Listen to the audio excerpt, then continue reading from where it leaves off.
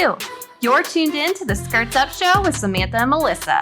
Join our mission to normalize failure, but still uncover the positives at every twist and turn. Skirts up. But keep your panties on.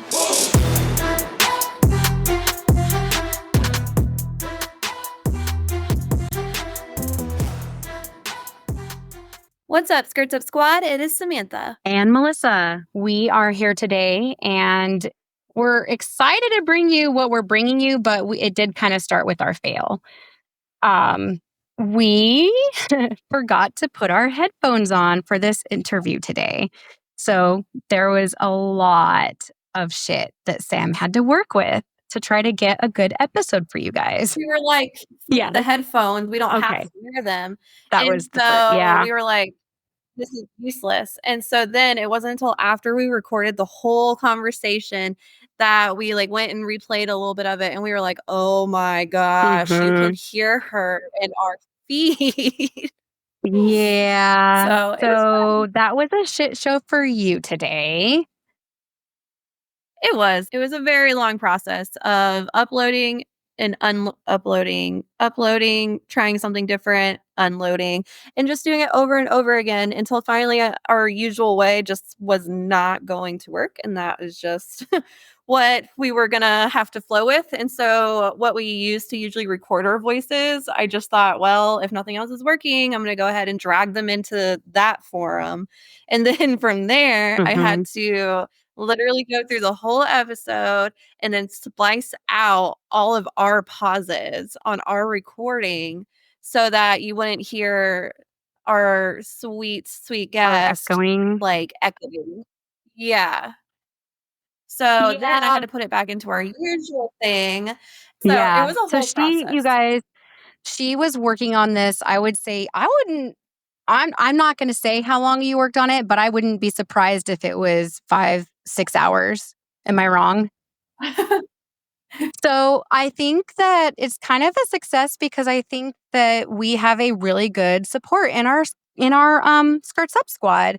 So we feel like comfortable enough to tell you guys, hey, this episode might be a little choppy, but in Melissa's opinion, Sam worked magic and you're going to like it.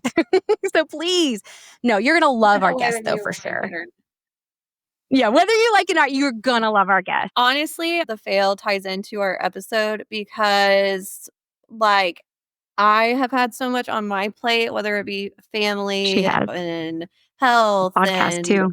Event and podcasting, and that it's like been so much to where you go, I'll do it tomorrow. I'll do it tomorrow. But then tomorrow never comes because then it becomes a big thing. And it's really funny because that's exactly what Miss Jill is here to talk to us about. Holy crap, she did that. So eat the frog. Just remember that, guys. Listen to the episode. She says, eat the frog. It changed my life. And Jacob says it to me all the time now. If I have like a day where there's a project I'm just not wanting to get to, he's like, just eat the frog. So. Oh, I definitely say that to myself more than I thought I would. Like that was like the key thing. And it's why it's titled that today. Oh, guys, I didn't actually know that. We're just on the same page. Holy crap. Okay.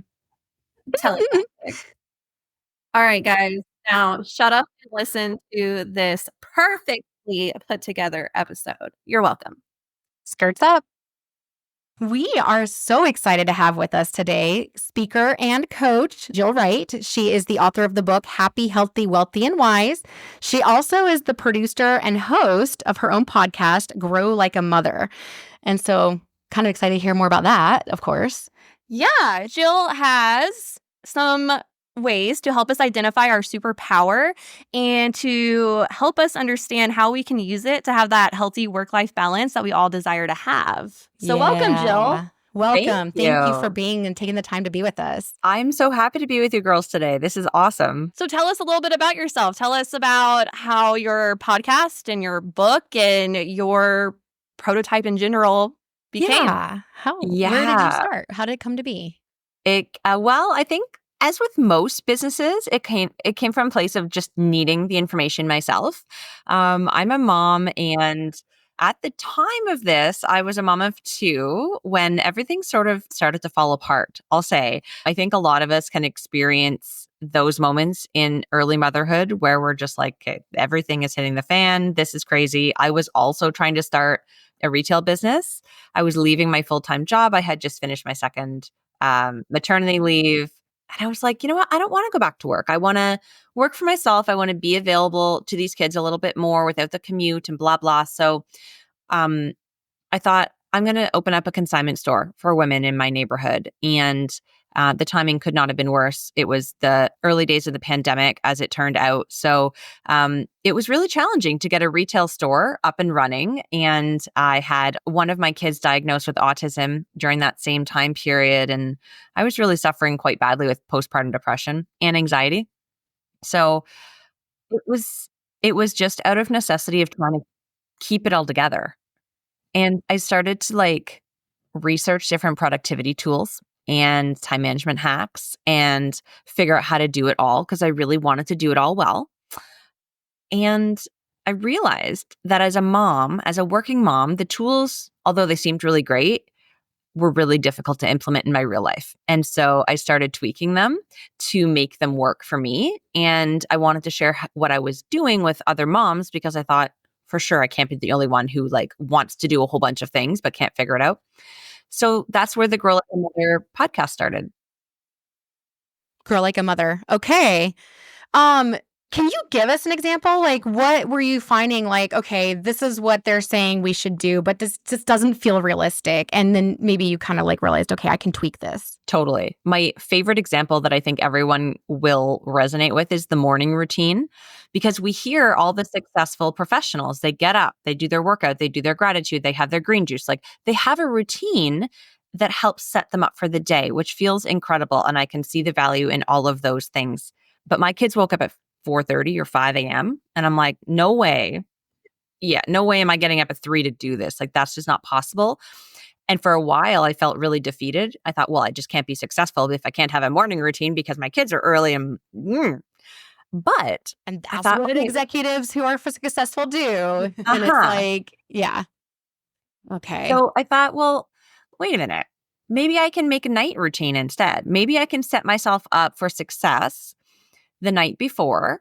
I can use that hour after my kids go to bed. I can do all the things that most people do in the morning. And then I fall asleep and I wake up fully rested, having done all the things I wanted to do as part of my routine and just start the day from there. And that was, I think, the moment that I realized, oh, we can just tweak it. We can still do this. We just need to tweak I it. love that because That makes sense. I love that because I feel like I'm going to start thinking of it that way. Oh, this is my night routine. Because I feel like there have been instances where I think, okay, I'm just going to do this tonight because I know I'm not going to want to get up and do it in the morning. But if I start planning every day, every future day that way, I could see that and just thinking this is just how I work. That's actually one of the stressors that was just put on me. So I relate.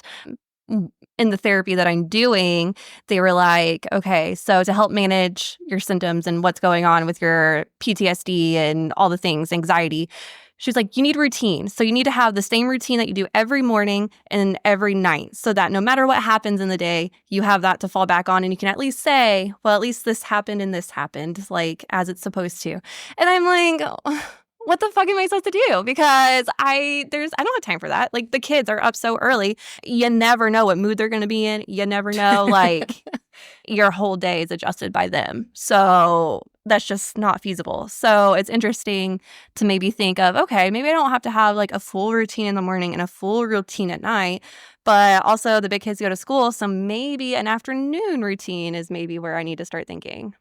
Yeah, you could even have a lunchtime routine. It doesn't have to be any particular time of the day, right? Mm-hmm. Okay. So that being said, do you think everybody functions better if they have a routine? Or do you think, because people are different, right? And that kind of brings up your quiz that you have actually. Yeah. No, that's such a good point. One of the things that I realized as I was doing so much learning and putting together all the tools was that some of them worked well for me and some didn't. But that didn't mean they were bad tools. They didn't work for me in the particular phase of life I was in, or there was something about my personality, my circumstances, my preferences that didn't jive exactly with that thing. But I could think of someone that would work really well for. And so what I ended up doing was classifying all of the hundreds of tools that I've learned into 4 different categories. And I developed a quiz so that people can easily find out which archetype that they are in terms of how they manage their time best, and then give them tools that are going to actually work for them. Because what happens is that we hear about something on a podcast or in a book and we try it. And then if it doesn't work for us, we get defeated and we think it's us. And we're like, well, that's just more proof that I can't do it, right? And that's not the case. It's just you need the right tool. What are I want to know. So, before you tell us So the many types- questions. I know. Sorry. Before you tell us the types that you have found and broke it down into, how did you develop that? Is it just through observation of like how you categorized these protocols, or is it actually something That's a that really was good studied? question, Sam. Thank you. It's a great question. And I don't have like a super solid answer because I almost feel like I intuited them. They almost felt like all of a sudden there they were. And I knew that there was the 4, and I could see different people in my life as one of these 4. And I just started to experiment with it. And I just made a spreadsheet. I'm pretty systemized in the way that I do things. And so I added all of the tools under the archetype that I thought would match. And I did some testing. I did some research. I did some trial coaching runs with people after they had completed the quiz. And it all worked. And with a few tweaks here and there, and as I go, I continue to really hone it and perfect it as I get feedback from people. But it was How long have you been doing this? Sorry. No. I would say probably I'm about 8 or 9 months into having this framework. Okay. So it's still new, but you are learning a lot. Yeah. Oh, I'm impressed. Yeah. Okay. All right. Well, I already did your quiz that is more geared towards the moms. And so I learned what my super strength is. And I am a high performer. You're a high performer. Exactly. As you mentioned, there's a quiz that's geared towards moms. And then I have the exact same quiz with slightly different questions and different names of archetypes, but the bones of it is the same, that's geared towards people who aren't moms. And I use that quiz a lot when I do corporate workshops and things like that, because not everyone is a mom. And even though you're, let's say, a non-mom, but you're a working woman in the workforce, or you're a dad in the workforce, or you're a stay-at-home dad, all of these types still relate to all people. So it's just how we talk about them. So Sam, you got the high performer. And if we're talking about that same archetype, when I do the non-mom version, it's called the energized achiever. And so this particular person is what I am as well. I nickname it lovingly the workaholic, right? We are Oh, maybe I am hyper. right. We're so ambitious and we have so much we want to do, and we can often suffer with guilt of being somewhere else in our mind, even though we're present maybe with our kids, we're at work in our mind, and vice versa. And so there's a lot of interesting things that come up with that. Like, for example, I always joke that when I'm in my high performer role, it's me on the couch watching a movie with the kids, but like sneaking a peek at the messages on my phone just to see what's going on at work and make sure that I'm all up to date. And once I run through them all, I can give you guys some really specific tips for each category of what is a good type of rest for you, and maybe some awesome tools. Yeah. Okay. Yeah. Really quick, I just would like to say, I didn't realize that you had 2 quizzes, or I couldn't find it, this other quiz. And so we're going to have the link for everybody out there who, whether you're a mom or not, so you can take the quiz. But I tried to take it as if I was a mother, which It's kind of difficult. It's kind of tricky. And then I got the same answer that Sam did, where it said, I'm a high performer. And I was like, this can't be right. So 2 things I had thought. Maybe I am a high performer and I'm just a different type of personality. And so I handle it different. I don't know. We can get into that. But also, you did offer to do the non-mother quiz for us live for Let's our roll audience through. with me. Yeah, I think that'd be super fun. And like I said, the questions are pretty similar, so you might end up with the same result, but think there's two ways to do the quiz, or two things to think about, I guess, when you're doing the quiz. You can think about answering the questions from the work version of you, or you can think about answering the questions as the home version of you, because you may have different styles in your different roles. So you may be a high performer at work, but at home, you might be the selfless giver. Or you could be today the high performer, and then things change in your life. And 2 years down the road, you take the quiz, but now you're the multifaceted mama. And all of a sudden, different tools are going to work for you. So it's seasonal based on where you're at now, not what happened before, not what you think might be going on, but where you're at today. And then just keep in mind if you prefer to answer the questions from work you or home you, and that will help guide you. Because Okay. again, this is not putting us into a box. We evolve. Yeah, I love that. Exactly. Okay, cool. So we're going to take the quiz. It's called the Transform Your Time quiz. First question. At a restaurant with your friends, you're the one who figures out the tip, tries something new on the menu, makes sure everyone gets the seat that they want, or wants to know what everyone's ordering before you choose. I know what I would say for you. I know what you would say for me. I know everybody who goes out to eat with me would definitely say, I need to know what everyone's ordering before I choose. Yes. That being said, I definitely am looking around and trying to make sure everyone's in the most comfortable space for them, sitting by who they want to sit by. And then like that at the end when it's time to do the tip, I don't know. So I don't know which way to go for this, but because there's an outside version and an inside version of me. I'm going to go with the outside one that everyone sees anyway. Okay. Which is, I have to know, what are you guys going to get? Cool. Okay. We'll go with that one. And then we can always retake the quiz and see if a different answer resonates based on changing that answer at a later date. But we'll go with that because that was your first instinct. Okay.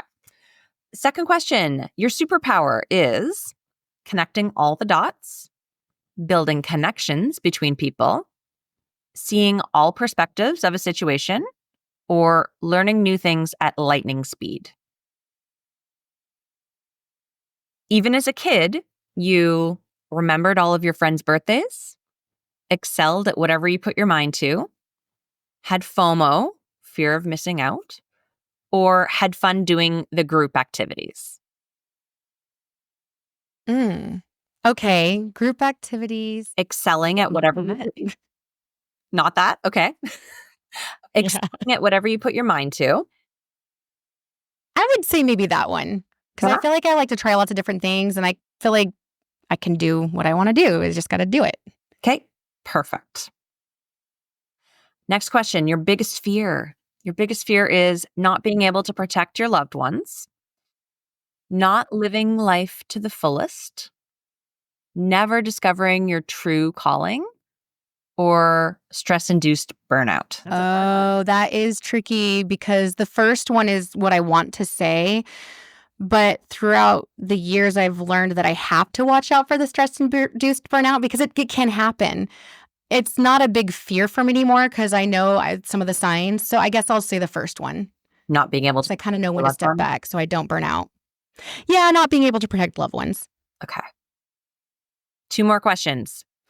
If there was a yearbook for adulthood, you'd be voted most likely to master the corporate landscape, travel the world, start a charity, or become an entrepreneur. Oh gosh. Well, you are an entrepreneur, so I say. I guess that one, yeah. Yeah. And then the last entrepreneur. The last question, in 6 months, you would love to achieve a major career milestone, receive a promotion, tackle a new project that excites you, or confidently step into a leadership role. I think I would have to say achieve a major career milestone. Mm-hmm. Okay. Which is kind of happening right now, a little, anyway. You're in the midst of it. Yeah. Yeah. So based on those answers, you actually did get placed in a different category. Okay. So the category that you're placed in is called the cooperative visionary, which on the Supermom version is called the team player. And so I'll read you the little results, see if this resonates. So it says, congratulations, you're a cooperative visionary, which means that you have a knack for working in community with others. I wonder if you struggle with decision making or gasp, even procrastination. You're not alone. I totally know what it feels like. You likely have an incessant inner critic or nagging self-doubt that emphasizes your fear of disappointing others, causing you to resist being the leader even in your own life. Others might think that you're unmotivated, but really just you're scared of getting things wrong and you wish you had a clear rule book for work and life. That doesn't sound like you at all. I don't know who that sounds like. Oh, that's funny. I'm just I don't kidding. think the last part does sound like me, actually. Okay, not necessarily the last part, but like everything, oh my majority gosh. of it. I was like, hello. So I'm wondering, because this is kind of brings up my question from earlier. So can team players or motivated, what are you again? High performer. High performer, thanks. So Sam's a high performer. I'm a team player, so they say.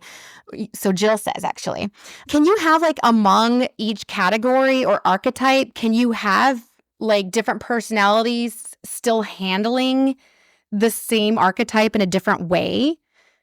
So for instance, the reason I ask this now is because the last part of the description was saying, oh, you have a hard time being a leader. I would say that leading is not hard for me, but I definitely still have that nagging doubt and the self-doubt. And so a lot of times I will kind of just step back and wait until I feel like, okay, somebody needs to like make a decision.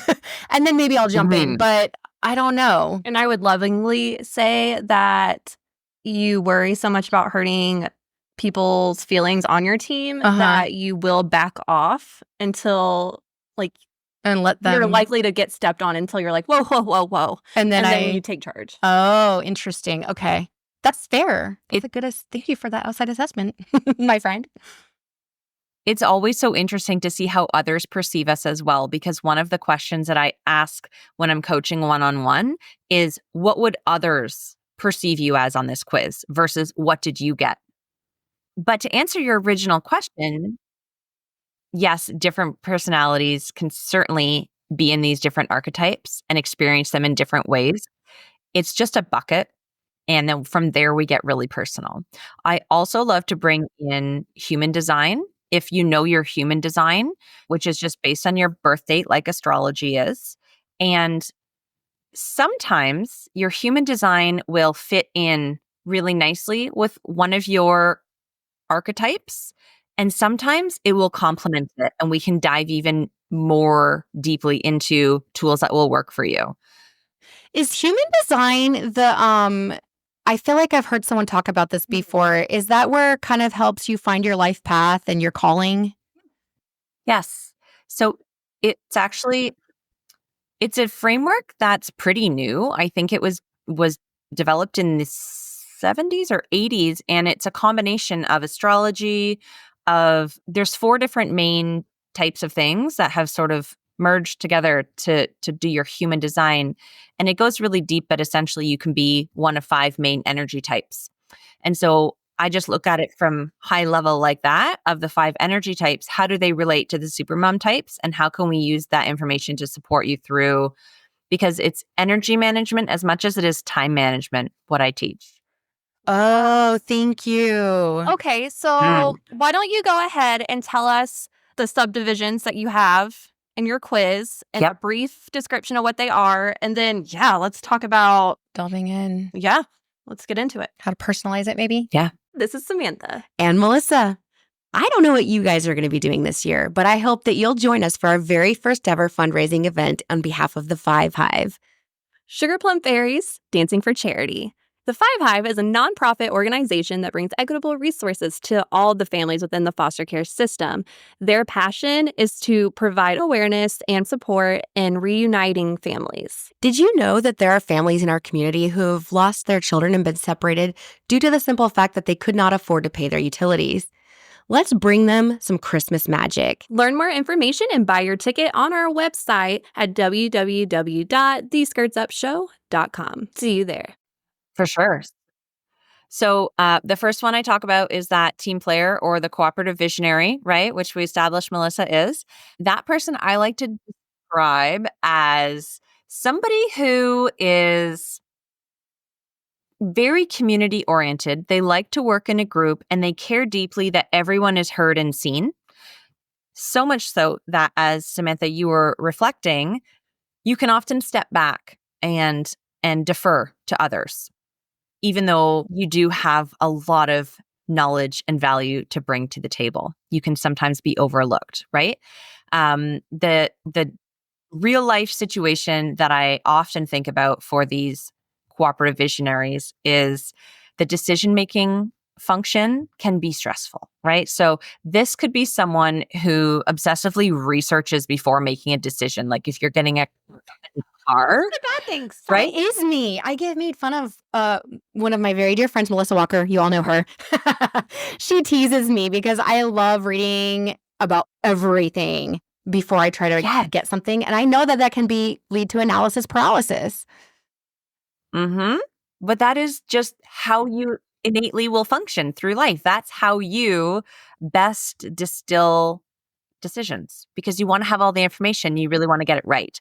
That's the other thing is you want to get things right. You want to do it right. And so that can be really a growth edge, if you will. Yeah. It could be a So- double-edged sword. Yeah.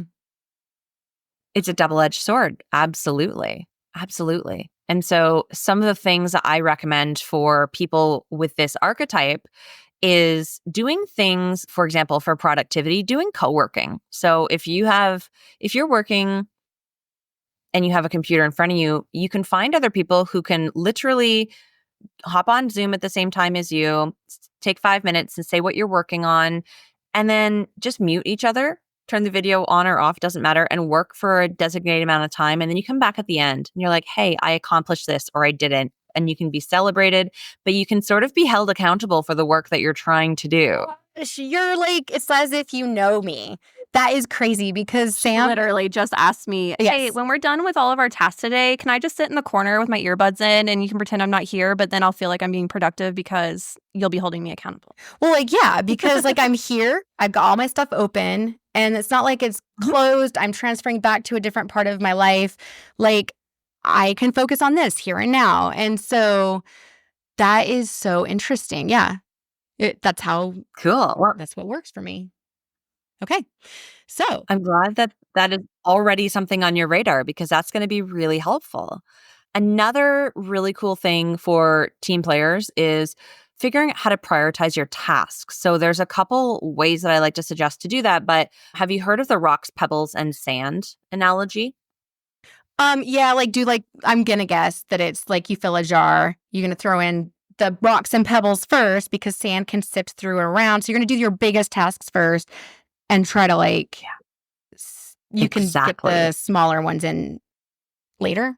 But if you try to focus on all the little ones first, you're gonna not have enough time you won't be able to fit everything in the jar. You got it. And my favorite way to describe this to people is called eat your frog. There is this old fable that says if the first thing you do every morning is eat a live frog, nothing worse can happen to you for the rest of the day. And so if the first thing that you do every day is eat a live frog, nothing worse can happen to you for the rest of the day. So in the late 80s and early 90s, a productivity consultant named Brian Tracy took this to heart, and he sort of made the frog the thing on your to-do list that you most don't want to do. So he's like, eat your frog. Do the thing that you don't want to do first, because what happens is that if you leave this frog on your desk, it's going to grow smellier and grosser throughout the day. You're going to want to do it less and less, right? And you're going to get busy doing 100 other things that aren't important, but really they don't move the needle for you until you eat this frog. Whereas if you eat the frog first, you get energy from the protein of the frog. You get momentum for having done the thing. And it often will take you a lot less time and it will be a lot less painful than you think. So you have the rest of the day to get things done in a better mindset. So eat your frog, to me, do the hard thing first, do the thing you want to procrastinate on first. I love that. I like that. Yeah. It's something I have learned about myself, actually. Because like if I leave it too long, it becomes like a huge mental block. And I suddenly, like you said, it grows stinkier and it's More daunting. yeah, which is, it's all in your mind, but cool. So I'll take you then to the next type, which is called the multifaceted mama or the passionate adventurer. So this is the type of person who might have squirrel brain. They're into a lot of things at once. They multitask and they get very easily distracted, but like it works for them, the multitasking thing. Whereas for most other people, it's not something I would suggest, but multitasking is actually an okay thing if you're this particular archetype, because your brain naturally wants to have a lot going on at once. You have many different interests and you want to do it all so you don't miss out, right? A real life example would be, I feel like a lot of us can relate to this anyways, just with overwhelm happening in our brains. But the multifaceted mama is the one who calls her kids by different names all the time. Like she just can't quite figure out who's who. You know, it's just too busy in her mind to really sit down and get it right. She's like, you there, Bob and Claire, and let's go. Who I'm right? talking to. Let's go. I'm just going to share. We did a grounding exercise today.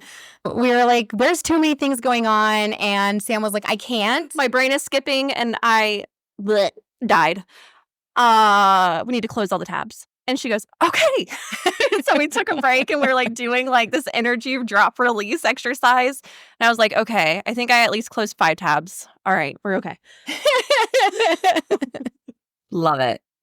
Love it. One of the things about the high performer is you're probably going to find that you have literally on your browser a million tabs open at any given time. It's the same with the multi-passionate. Another really good thing to do is putting times on your to-do list. So if you've got your to-do list and beside each task, just write a dash and how long it's going to take, that can really help you structure your day if your brain's kind of scattering, because you're like, okay, I've got 20 minutes. Instead of wondering what you're going to do and wasting the 20 minutes, you can look at your to-do list and find things that are less than 20 minutes and just knock it off. Right. Okay. I'm liking this. Yeah. That's actually a really good one as well for the cooperative visionary and the team player. If you struggle with, I don't know what to do next. The third type is called the selfless giver.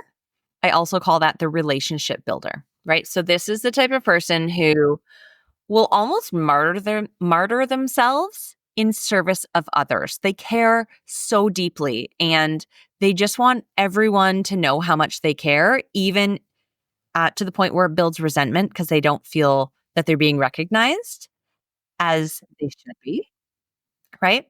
So in real life, this person is probably the one trying to fix everybody else, like out of love, but it's really annoying because they're the almost the hoverers, right? And the ones who are always like, be Maybe a careful, be helicopter safe, parent? right? Usually what I find with moms who categorize in this type is that their self-care is non-existent and they have no boundaries. Like they just give and give and give. And like when I teach, my definition of burnout is the unequal exchange of energy out and energy in. And so when you're giving so much out and not getting enough back, of course you're going to burn out, right? And that's really common for this type. So this sounds like how my husband and I talk to each other when we are a little feeling off. We talk about it as like the love cup. And we're like, all right, my cup is half full. So I feel like we need to balance it a little bit. The exchange. Mhm. It's interesting that she said that because I was actually love writing down that. a note for myself to say that it kind of reminds me of the energy exchange in relationships is it's important to have an equal balance, but it sounds like you're saying we also need to remember that energy exchange within ourselves in and out.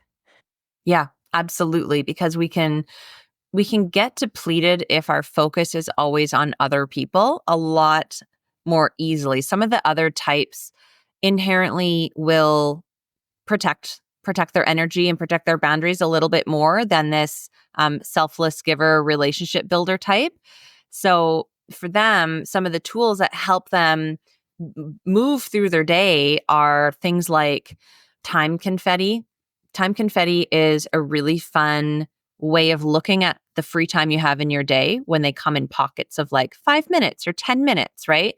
Feels like it could be wasted time throughout the day. But if you're intentional about using those moments to do something for you, then you can fill up your cup throughout the day so that as you continue giving, you're continue filling. But it doesn't have to be an hour of self-care.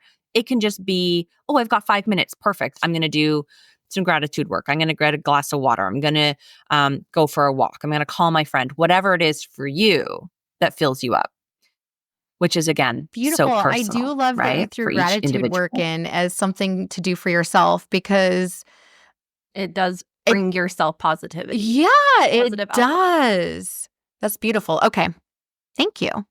Yeah. It's really still interesting because I feel like in every single one of the tips you've given, I've kind of seen like, oh, I could use that too, even though I'm not maybe that type per se right now. But so this is beautiful. And some of the tools, if they feel resonant for you, might need to be crafted just slightly in a way that works for you. Yeah. So this high performer / energized achiever is the last archetype. And tools that work well for you because you are that workaholic, maybe checking your laptop on vacation type of thing, right? We talked about that frequent breaks, either that 40 to 45-minute mark or the Pomodoro method. That's really good. But one thing actually that's a bit counterintuitive to time management, it's this energy management, but it works so well, is having affirmations that you speak aloud or write down that are based on your self-worth not being tied to your productivity. Because what happens is we find in this role, like we want to keep going and keep going, keep going because we get our worth from what we produce. And so if you can shift in your mind subconsciously through affirmations or hypnosis or meditation, my worth is intrinsic just as I am. When I rest, I am still worthy, right? Which brings me into the next idea for high performers is reframing rest as a productivity tool. I have a framework that depending on your human design type, I can recommend lots of different types of rest that differ between energy types. So I'd be curious to know, send me a note later, figure out your human design type, just Google it, you can find it. And I can give you some ideas on the different types of rest that will work for you because some people need to rest through busy work. Sitting and meditating is not restful for them. They need to wash the dishes or be on a walk, right? This morning, And then she could rest while she was washing dishes, and I was like, "Hell no, I'm not doing dishes." And then telling myself it's a rest, that's just a trick. But if it's what works for her, that's what works. I feel like it's so she talked to my interesting. therapist because literally, like it's You feel like Jill talked to your therapist? yeah, I feel like Jill talked to my therapist because she says that I have to unlearn that my worth is tied to what I accomplish in the day. Yeah. Like, just because I didn't accomplish the 15 things on my list today doesn't mean that it was an unproductive and that I failed for the day. Instead, you got to look at it as, well, at least I did these 3 things and got the kids ready for school and cooked dinner. And she's like, even though those weren't on your list because it's an everyday thing, you still need to reframe the mind to be appreciative that you did those things because you did them. Yeah. And that you did 3 things. Yeah. And it's like, I know other people too, and I feel like you kind of fall into this, where it's like almost like you said, you need to reframe your resting time like as something that's actually productive for you because it's going to help re-energize you. It's like, I know people who feel like they need permission, like someone to just tell them, yes, you should rest. You have to take care of yourself. Mm-hmm. Yeah, Simon will be like, all right, you need to go lay down in bed or you need to go have a quiet time. And I'm like, I don't have time for that. But this is a way to if I go sit in quiet time, my brain's going, okay, so quiet time, I'm going to give myself 5 minutes. And then during the 5 minutes, I'm thinking, all right, so in 5 minutes, I'm going to go and do this. And then I'm going to do that. And then I'm going to do this. And then I'm going to do that. And that's my 5 minutes of quiet time. Yeah. So you could literally like get your whatever you need while you're doing dishes. That blew my mind. Yeah. Yeah. And here's another one that would work probably for you, Samantha, and feel really supportive is when you're doing your to-do lists, I'll give you two ways to do it. You could have a have to list and a hope to list. So your have tos are like your frog, got to get done today. Whereas, and so if you accomplish everything on the have to list, you're golden. But then you also have a hope to list, and your hope to list is things that you'd like to get done, but like don't beat yourself up if you don't. I like that. Type of thing. Pre-categorizing it. And separating those visually in two different Yeah, lists. it's another way of like giving yourself permission to celebrate the things that I did have to get done got done, and have value. Oh, never mind. Wait, they're not tied together. You have value regardless. But it's a nice transition while you're getting to the new mindset, right? Another way to look at that tactic is high energy versus low energy lists. So I always I have a lot of fluctuation in my energy, and most times I have low energy, but occasionally I'll get that day of like, I can power through and do 100 times the amount anyone else can do, but they're few and far between. So I have a low energy to-do list for the following day where there's 3 things on it or 1 thing. And then I have a high energy list, which is more like my hope to list, where if I have enough energy and things are flowing good, this is my to-do list. But if not, if I'm having a low energy day, maybe I slept crappy and the kids were up, or I've got my period, or I'm not feeling it. Permission to only do low energy tasks. Like that is enough for today. I really like that because it kind of even makes me wonder if it will help you eat the frog a little bit better too, because you're telling yourself like, this is something that is hard for me to do, but if I don't get it done today, it's okay. Yep. Totally. Well, I love all these categories and hearing all the tips because like Melissa said, you can have a little bit of each. And like you said, Jill, tweaking it just a little bit can work for you. Yeah, that's awesome. I like that. Yes. Can we circle back for a minute to so it sounds like, what is intuitive to you? Because we're talking about human design. We're talking about how you intuitively came up with these ideas. What brought you to that? In the last few years, I've really been working on honing my intuition because it's something that as a kid was really strong. And I sort of grew out of it or just through our school system and through the way I was raised, it was not encouraged, right? We were meant to learn things in a specific way and not question and learn it and move on. And so I kind of lost that a little bit. And as I became a mom, I realized that I had to do things in a way that felt right for me. And I started to listen to my intuition because I got sucked into that trap of listening to all of the advice on the internet. And it felt so overwhelming. I came to a point where I was like, no, the answer is here. The answer is within, like, what is my heart, soul, spirit, whatever? What is my intuition saying? And I've done a lot of work on how I can open up that channel a little bit more and listen more clearly. And now I'm at a point where there's so many tools I use on a daily basis. I'm moving through my whole day solely based on intuition all the time. And there are things like different practices that I do. There's like numerology that comes into it. There's different body, like I use muscle testing a lot, which is a way of using your body to get the answer. So intuition's a really big part of my life. Really big time to that. And I just want to say that it's kind of funny that we keep attracting people who rely strongly on their intuition because that's something that we've been, particularly me, like experimenting with and dabbling in, and it's working for me. And it's just so funny that a lot of our guests end up being intuitively led, and that was unintentional. Yeah, it made me kind of think about how we've been talking about intuition a lot, every single one of our guests. And it kind of begs the question, do you feel like everybody has an intuitive part of themselves that they can tap into, or do you think maybe it's something that can be learned? It's definitely innate, I think, in all of us. And the reason that some of us are able to tune into it more strongly than others is practice. And the thing about intuition is I think of it as just the truth, your truth.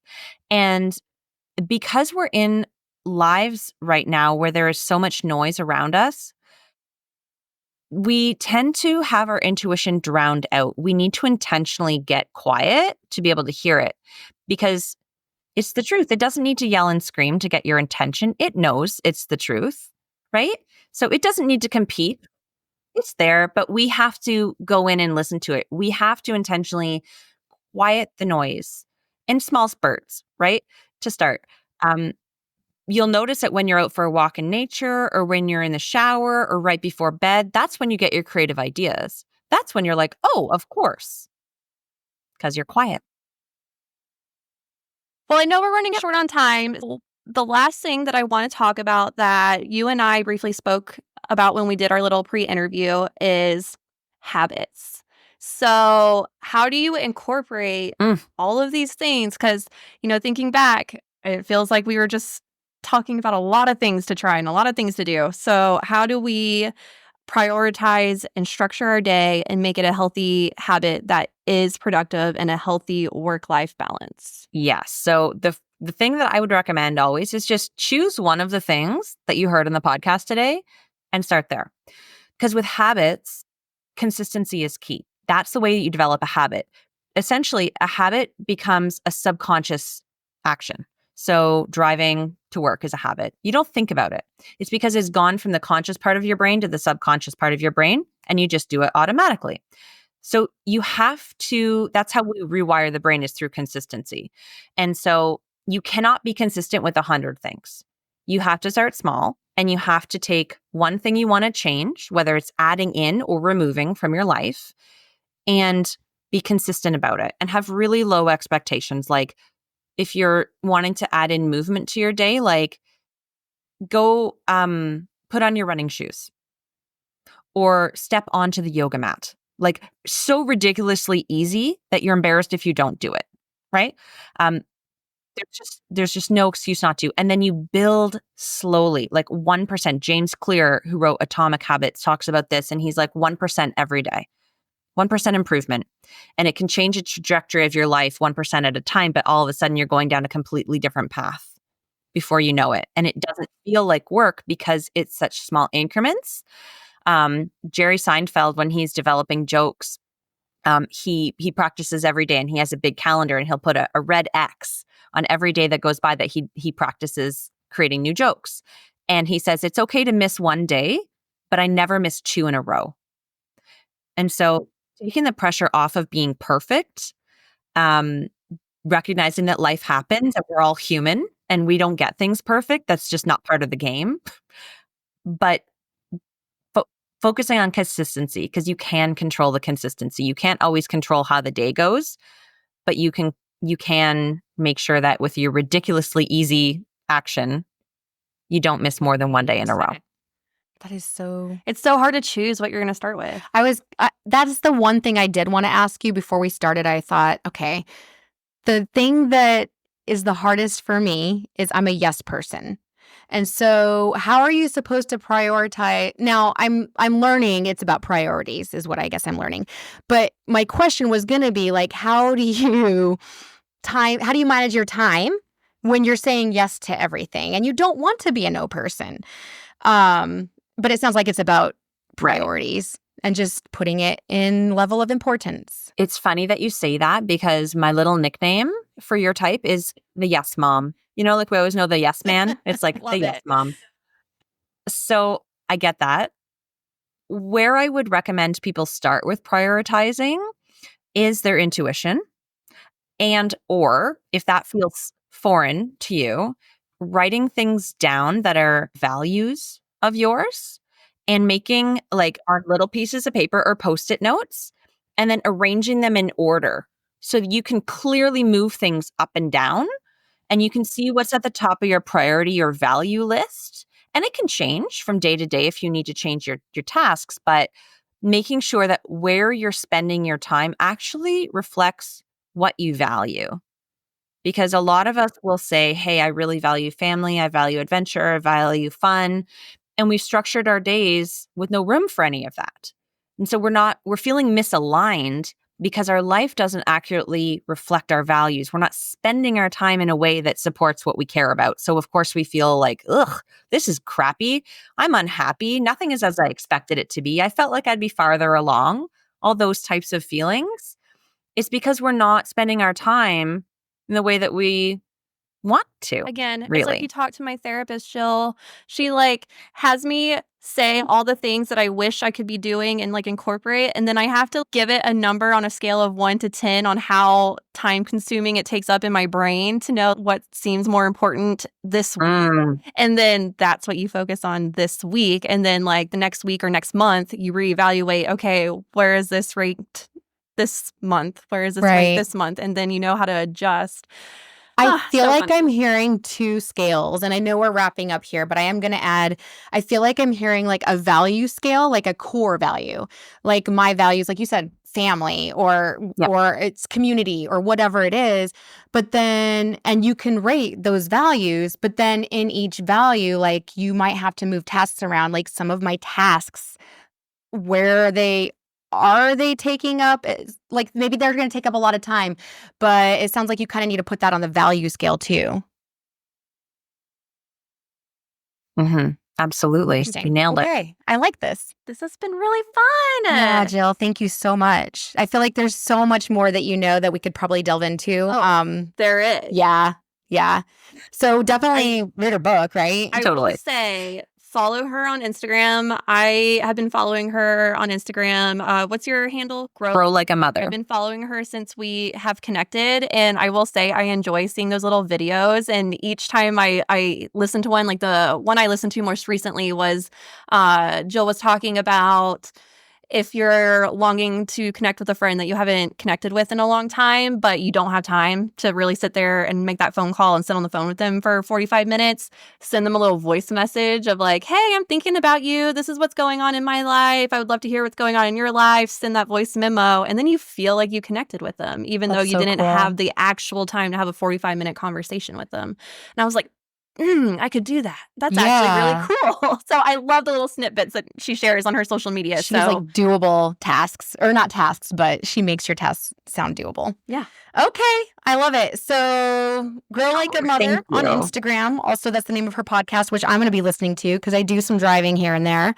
And I want to hear more about what you have to say. So, and then I guess if any of us have time or like to read, definitely check out Happy, Healthy, Wealthy, and Wise, which is Jill Wright's book. Thank you. And the book is even structured so that you can literally read 1 page a day. It's like a page a day calendar in book form. So it's really doable.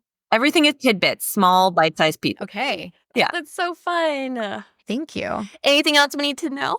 Well, thank you for having me on. I loved it so much. Me too. Is there anything that maybe you felt like we didn't get to say? Like Sam was just saying that you want us to know? I think trust yourself is the thing that wants to be said. Trust yourself. Know that even though you have choices, you know what's going to be the right thing. You know what's going to be the next best thing. And trust yourself that you can make the decision. And if it's the wrong decision for some reason, trust that you can change your mind. Thank you. That permission to change your mind. It's okay. It's a great way. Jill, we're going to be friends now. Just FYI. We're besties. Yeah. And Sam accomplishes what she sets out to do. I'm so happy to have met you, girl. Glad we met you too. I love it. Thank you, Jill. We really appreciate your time. It's my pleasure.